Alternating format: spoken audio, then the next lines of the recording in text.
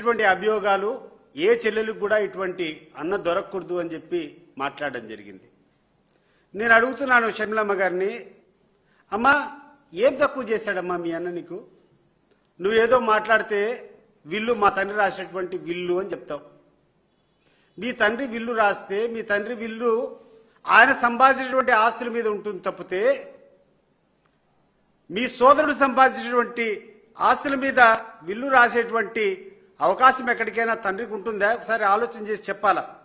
నీకు 1995లో నీకు వివాహమైంది. ఆ రోజు నుంచి 30 సంవత్సరాల క్రితం నీకు పెళ్లి అయిపోయినా, రాజశేఖర రెడ్డి గారి కుటుంబంతో నీకు కట్ అయినా కూడా నీకు ఆ రోజు రాజశేఖర రెడ్డి గారు రాసినటువంటి ఆస్తులు ఆయన విల్లు అంతా ఒకసారి నీకు మళ్ళా ఒకసారి చెప్తున్నాను. హైదరాబాద్ బంజారా హిల్స్లో రోడ్ నెంబర్ 2లో ఇంటిని రాజశేఖర రెడ్డి గారు నీకు ఇచ్చారా లేదా? అదే రకంగా ఇడుపులవాయిలో 51 ఎకరాల భూమి మీకు ఇచ్చారా లేదా? అదే రకంగా 15 మెగావాట్లు SRS hydro project, small hydro project మీకు ఇచ్చారా లేదా? అదే రకంగా స్వస్తి పవర్ హైడ్రో ప్రాజెక్టులో 22.5% షేర్లు మీకు ఇచ్చారా లేదా? విజయవాడలో యువరాజ్ థియేటర్ దాంట్లో 35% వాటా రాజశేఖర రెడ్డి గారికి ఉండేదంతా మీకు ఇచ్చారా లేదా? విజయలక్ష్మి మినరల్స్ అండ్ ట్రేడింగ్లో 100% వాటా మీకు ఇచ్చారా లేదా? ఇంకేం చేస్తారమ్మా రాజశేఖర రెడ్డి గారు? కొడుకును పక్కన పెట్టి కొడుకు కంటే అత్యధికంగా ఆయనకు సంక్రమించినటువంటి ఆస్తులు కానీ ఆయన సంపాదించినటువంటి ఆస్తులు కానీ అత్యధికంగా నీకే ఇచ్చారు. దానికి పాపం జగన్మోహన్ రెడ్డి ఏ రోజు కూడా అబ్జెక్ట్ చేయలే. సరే చెల్లెలకి ఇస్తే ఇవ్వనీలే, నేను నా సంపాదన నేను సంపాదించుకుంటా అని చెప్పి ఆయన పెళ్లి అయిన తర్వాత ఆయన కష్టంతో ఆయన యుక్తితో ఆయన మేధస్సుతో ఆయన సంపాదించినటువంటి ఆస్తి నీకు వాటా కావాలని చెప్పి కోరుకుంటున్నావు. దాంట్లో నువ్వు ఆశించినంత ఇవ్వలేదని చెప్పి ఆయన మీద ఈరోజు రోజు పగగట్టుకొని ఎవరైతే ఈ కుటుంబానికి ప్రధాన శత్రువు చంద్రబాబు నాయుడు ఉన్నాడో ఆయనతో చేతులు కలిపి చౌకబారుగా మాట్లాడుతున్నావు.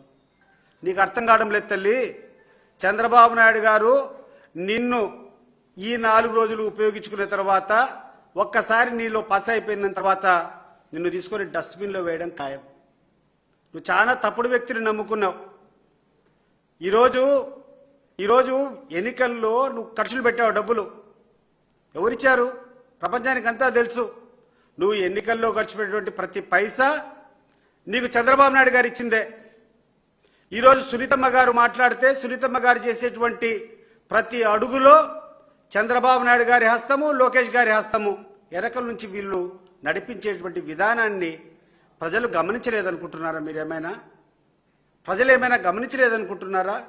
ఇప్పటికైనా దయచేసి స్పష్టి చెప్పండి. ఈ చౌకబారు రాజకీయాలకి, ఈ చౌకబారు విధానానికి దయచేసి స్వస్తి పలకాలని చెప్పి ఇద్దరు సోదరిమణులను సునీతమ్మని కానీ లేకుంటే షర్మిలమ్మ కానీ చేతులెత్తి జోడించి మిమ్మల్ని కోరుకుంటున్నాను. మీరు ఎంత దూరం జగన్మోహన్ రెడ్డి గారిని అప్రతిష్ట పాలు చేయాలని ప్రయత్నం చేస్తే ప్రజల దృష్టిలో మీరు అంత భయంకరంగా మీకు చెడ్డ పేరు వస్తుంది. గుర్తుపెట్టుకో. ఇటువంటి పనికి మాలినటువంటి సోదరి మాకు ఉండకూడదు.